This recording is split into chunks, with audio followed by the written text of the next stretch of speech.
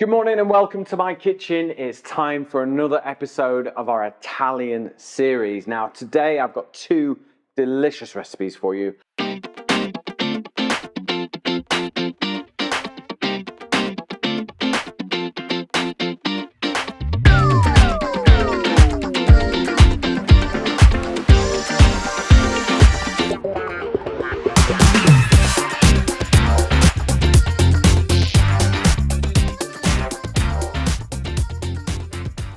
I'm going to share how to make a beautiful Italian piada, which is like a flatbread.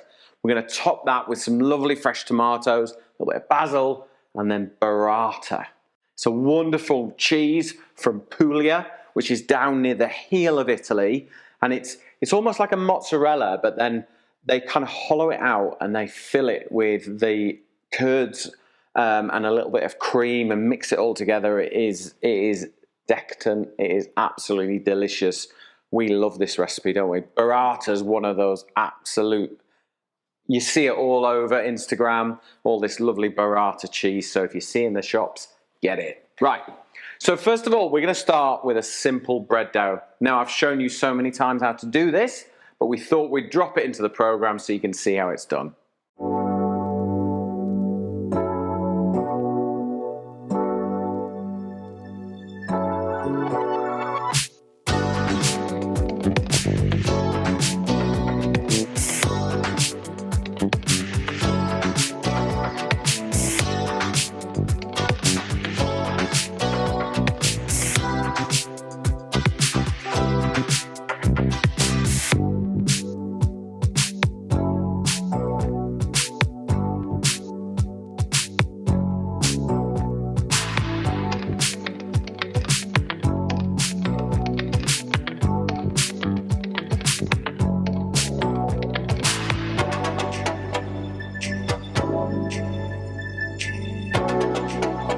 Right, so once you've got your bread dough, you'll have something looking a bit like this. So I'm just going to scoop it out and we're going to make a very simple piada, which is like an Italian flatbread. Okay, so nice and simple.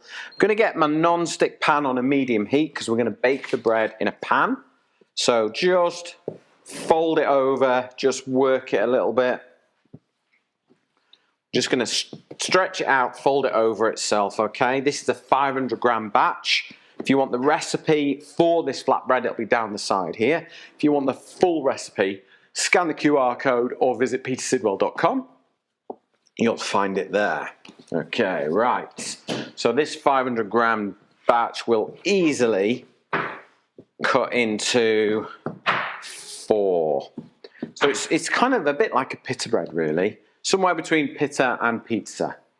So I'm just going to show you one today. So if you were going to make them all, I would make them all in a batch, get them all done and ready. So turn it over on itself and then you just want to shape it into a bread roll, okay, or a pizza portion. So, and then run your fingers around the dough, just sort of get it flattened and ready for the pan. Okay, and then let's get a rolling pin and we're just going to roll it out like a round pizza base. Okay, so just keep the dough moving, keep it turning, make sure you're not getting stuck, and just keep it moving. Now remember, if you've got any questions at all, please do post them in the comments below. I will answer them as best I can, as always. And if you want our recipes, make sure you visit the website, petersidwell.com, or you can download our free app if you like, and you can get everything there as well. So I can see that's 1/2 centimetre thick. What you'll find when you roll bread dough is it kind of springs back a bit, and that's the gluten that you've developed through the kneading and the working. So just sort of let it do its thing. Don't stress out if it moves and stretch back a bit. You can always reshape it, okay, like so. Right, so we're going to get our pan on. Now we're going to toast this in the pan, so we don't need any oil at all. We're just going to toast it in the pan. So the best way to transfer it is to fold it in half, get your hands underneath, lay it in the pan and unfold it, all right? And now just before it starts to sort of set, you can just manipulate it a little bit, okay? But don't put any oil in. We're not trying to fry it. We're just trying to toast it. Dry toast, I would call it. Right, let's just get rid of this flour and we can make our topping. So it's really easy. It's nice as a sort of lunch this, or as a starter. We created this dish last week, didn't we, for the intro for the program, and it was absolutely delicious. So much so we thought we've got to get this into the series. Right, so while our piada is cooking away, let's just turn our attention to some tomatoes. So I've got two different types of tomatoes. Got some lovely little cherry tomatoes, so really nice and sweet. Let's grab a knife. All we need to do with these is just cut them in half. That is all we need to do. And there's two reasons for that. One is that, you know, it kind of makes them a bit easier to eat, but it also opens up the surface area of the tomatoes so that they can absorb some flavour. Now with the other tomatoes, we're just going to dice them. So you could use a beef tomato, a plum tomato, you know, just a standard salad tomato if you wanted to. That's absolutely fine. But I think it's quite nice that you could have two different types. And if you are watching this smack bang in the middle of winter and there are no tomatoes about, buy the best quality tin tomatoes you can and pour them through a sieve and drain away all the liquid so that you're just left with the tomato flesh, and do it that way. Okay.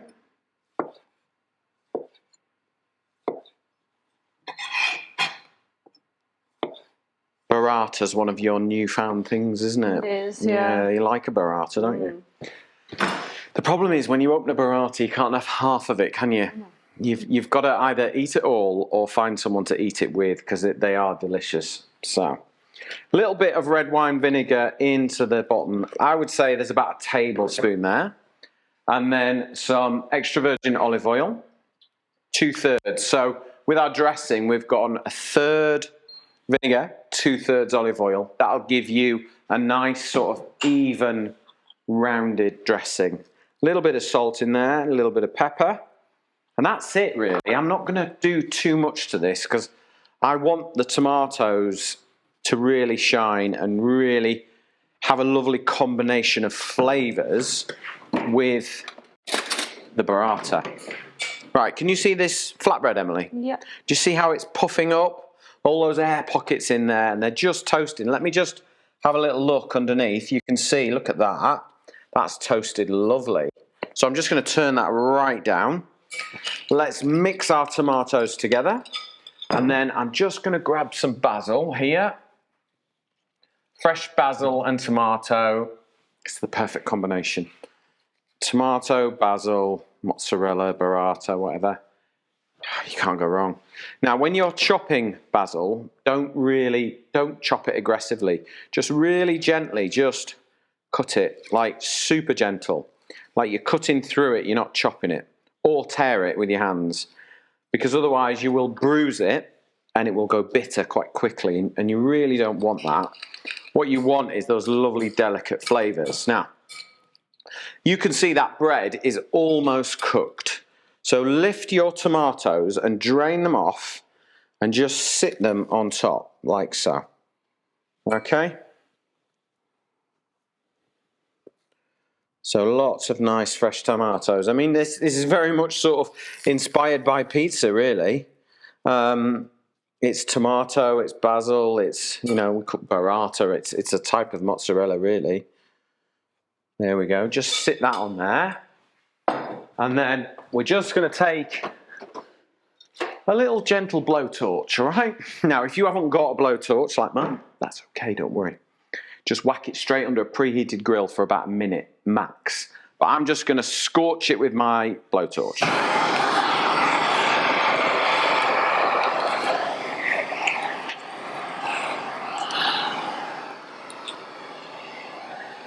That's it. That's all it needs.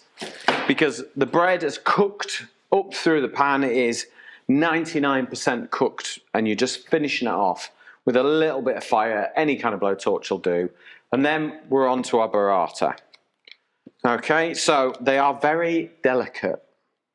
You have to be careful with them because they've been sort of the mozzarella milk is melted in warm water, and it's kneaded and it's stretched, and then they put these lovely bits of cheese inside with some cream, and then they tie them all up. It's amazing to watch how they do it. It is a real skill and an art. And then we'll just drain that water off. Okay, let's grab our piada. Look at that, looks good, that, doesn't it, Emily? Mm. That's a good one. That's better than one we did the other day. That's a nice one, that. And then I'm just going to turn my burrata out. And very, very gently make a little space in the middle like so. And you can you see that little sort of knot there that they've... Yeah. The man who or woman who has created it, that's their little signature. And that's how they do their burratas. So all I'm going to do is finish that with a lovely little drizzle of olive oil like that. Because let's face it, the Italians love their olive oil. And then a little bit of black pepper on top, I like. It's personal, it's up to you. And then tiny little bit of salt. I think burratas and mozzarellas just benefit from that tiny little bit of seasoning. Are you ready if I cut this open, Emily? I think so. Are you ready? So, my first bit of advice for you, if you're going to make this, take it to the table like this, okay? Because once you cut into it, you're going to get in a mess. But it is worth it. I promise you, it is worth it. Take it to the table like this. If you want to get them all ready, you know, you could do bigger ones. You could do 2 or 3 of them and put them on the table and then go, right, tuck in. And you'll see why now. Would you like me to cut it like that way to you? See, I've got you back. You see, with the camera angles, I look after Emily. Yeah, ready? And when burrata, she's very concentrated. Right. Okay, let's go. Oh, look at that. Oh, it's a well-behaved burrata today. And then we'll go this way as well. And you can see how creamy it is. Oh, it looks amazing.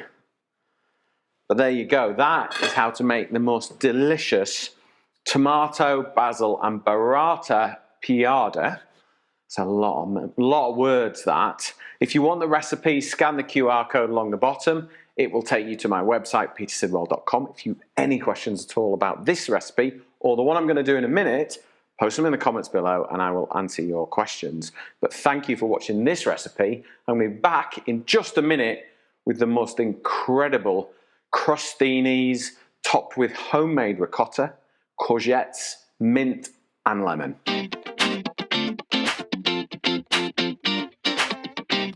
Right, now it's time for the next recipe. We're going to make a lovely crostini or bruschetta, and we're going to top it with homemade ricotta, courgettes that are grilled with lemon, mint and garlic. It's going to be good. So first of all, we want our crostinis or our bruschetta. Now I think ciabatta is the best bread for this because it's lovely and crisp. And we're just going to cut sort of 2 centimetre thick slices. There we go, lovely ciabatta bread, open textured, really, really good for this job, okay? But you could use a baguette if you wanted to. Anything you've got that could be nice and crispy. A little bit of olive oil on there, that'll help it crisp up. And then we'll get this straight into the oven. We'll pop that in there. And I've got some earlier that I did. So they've just toasted at like 160 degrees. Just so they dry out a little bit and crisp up. And you kind of want them, you know, like that so that they're going to hold the ingredients.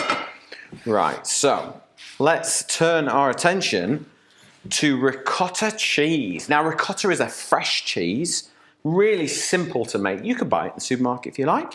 But if you've got the time and the inclination, you could make your own ricotta. Now, this recipe was very much inspired by a trip to Le Marche, which is right over on the east coast of Italy, sort of halfway down, parallel to sort of Cumbria and Umbria, and it's on the Adriatic Sea. That's about right. You would know that, wouldn't you, Emily? Because you weren't that long in Croatia, were you?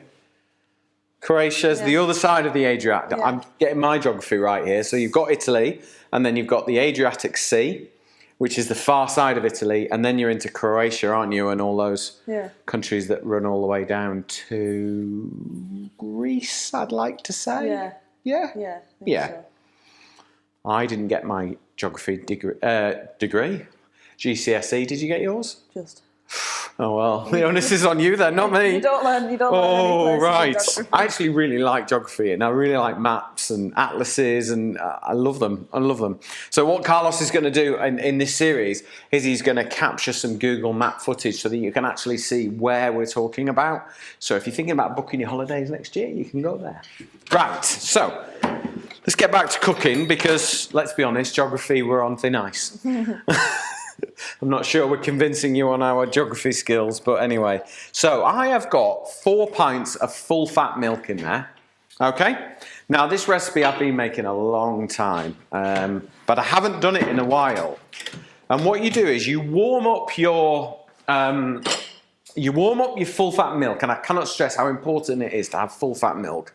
And then you want 65 mils of lemon juice and a tablespoon of salt.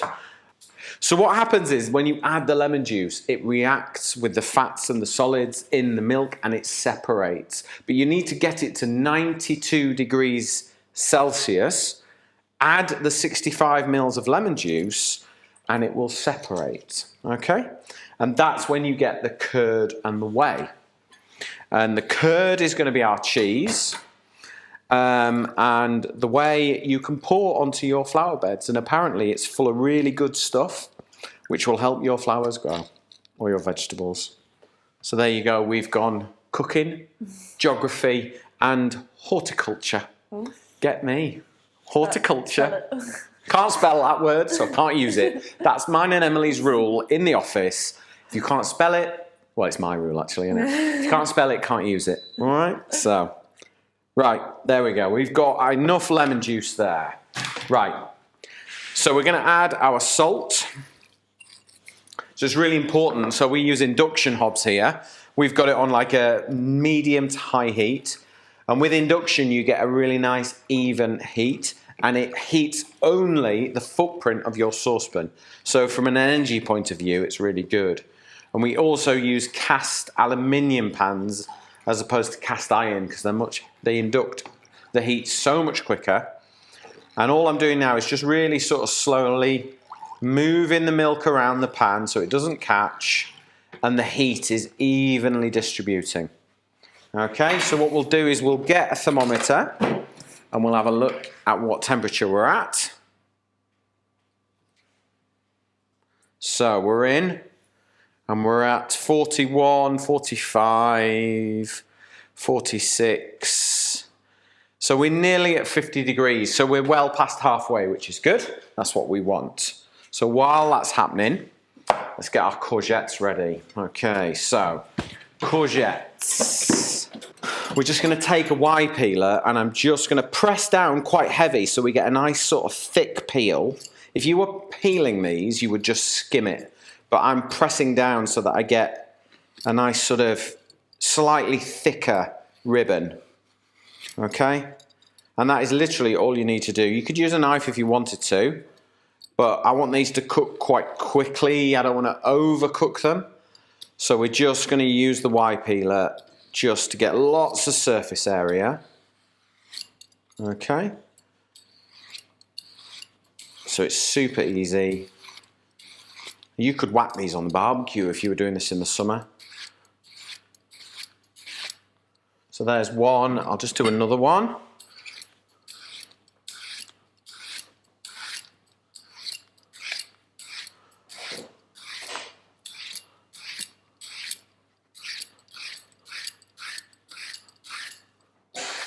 You can actually eat courgettes raw, to be honest. So there's nothing you really need to worry about. What we're just going to try and do is give them a nice scorch of flavour. Okay, let's have a look at our cheese. Right, my milk is almost up to temperature. You can see it's just starting. It's just under boiling. You don't want it to boil because that's when the proteins in the milk will scorch. So you want it sort of about 90 degrees Celsius, something like that. I'm afraid I don't know Fahrenheit. So you'll have to Google that one. Right, So let's check temperature before we add our lemon juice. Okay.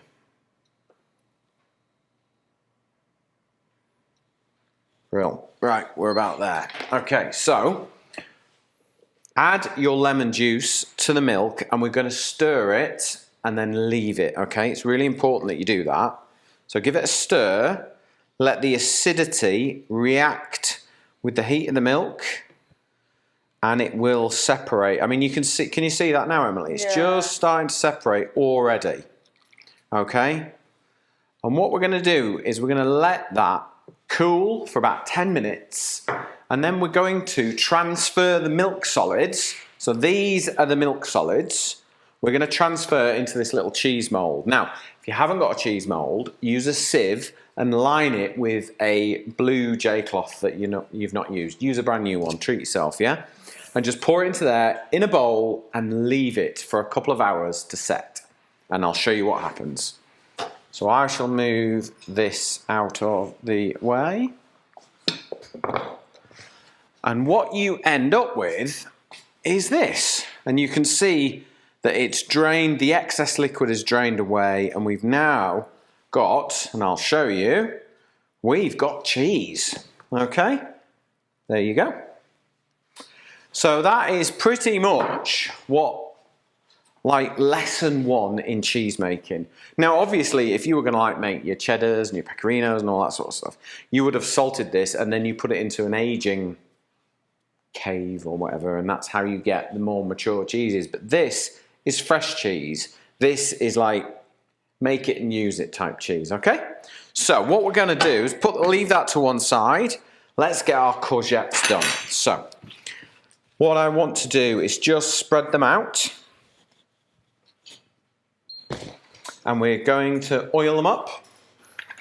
A little bit of oil onto our courgettes. So remember, we've peeled these really nice and thin. I've got some sea salt going on there. That's going to draw the water out. I've got some pepper. And then we're just going to mix all that up so that everything gets like that little bit of salt, a little bit of pepper, a little bit of oil. Because what we're going to do is we're going to transfer it onto our grill. Okay? And the secret is just to sort of break up the courgettes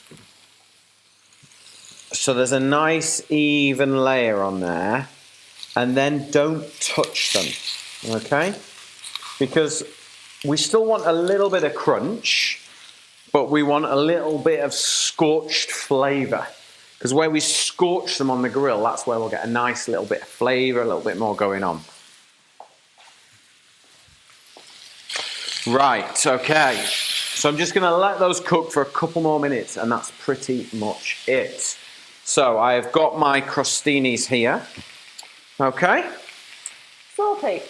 Yes. Can you make ricotta cheese with lactose-free milk? Not dairy-free, lactose-free. Right. Lactose-free milk is still dairy, it's just yeah. So what's happened here is we've separated the fats from the liquid. Right. So in my simple little brain, even though you've removed the lactose, you've still got fats and solids. Yeah. So I think, in theory, yes. Okay. But I know you're going to try this at home for your mum, aren't you? And let me know. So we will let you know whether you can make this lactose-free or not. You can get lactose-free cheese. Yeah. So we'll see. Yeah. And if you don't try it at home, we'll try it here one day. As a little experiment for Peter and Emily. Right, okay, so we're nearly ready. What I want to do is just finish. Now, I've got some lovely lemons here. I'm just going to zest the lemon straight into the courgettes, all right? And I'm actually going to switch that off because they are cooked enough for me. What I don't want to do is overcook them so they kind of feel like cooked vegetables, do you know what I mean? I want them to be a little bit more interesting than that. I've got some garlic here. This series is not designed for Kerry Irving, I'll warn you now. Everything's got a little bit of garlic in it somewhere. I'm sure he wouldn't know. There are many things we have cooked for him over the years that he didn't know there was garlic in. It's our little game, isn't it? Right, garlic clove, and then just rub the garlic onto the bread, and this makes all the difference. You just get this sort of little hint of garlic instead of like full on. Okay, so we'll put that one on there. I'll do the others. There we go. Is this an Emily kind of dish, this one, do you think? Oh yeah. Yeah. If we can nail the lactose thing, yeah? Yeah. Right. I think we might be able to. Okay. Right. Got my tongs. Just gonna lift those up a little bit. There we go. So, all we need to do now is cut our cheese. So I'm going to cut a nice wedge to show you. And we're going to pop that on there. Can we see this one all right? Oh, yeah. I think Or do you want me to do it on the board? Yeah, I think you want it so, on the yeah, board, don't you? please. Okay. I'll do these on the board. So you just cut a nice wedge of your ricotta. It's all just lovely and creamy and delicious. Let me move that onto there, out the way. Okay. And then use the back of your knife and just press the ricotta down. There we go. I'll do the same on that one. There we go. Wash my hands. Right, and then just lift some of your courgettes and just sit them on. Like so.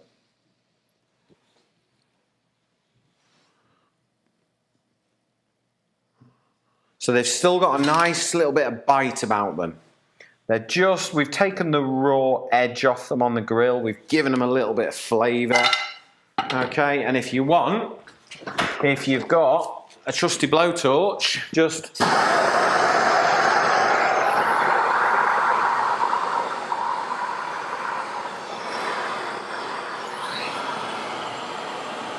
there we go. You can tell it's my favourite toy at the moment. And then we'll just get some fresh mint. Mint, lemon, courgettes, ricotta, they all work. They're all going to work really, really well together. So all we want to do is just that little sprinkle on there, on top, and on that one. And then squeeze of lemon juice on the top. This looks good. And then I think a little bit of black pepper. I keep thinking I should do that, but I'm not. And then a little drizzle of olive oil just makes it beautiful and silky and delicious. So there you go. That is how you make the most incredible crostini topped with homemade ricotta, grilled courgettes, lemon, mint and olive oil. Absolutely delicious. If you want the recipe, scan the QR code along the bottom. It'll take you to my website, petersidwell.com, or you can download our free app and get all the programs, all the recipes there. Thank you very much for watching, and I'll see you on the next episode.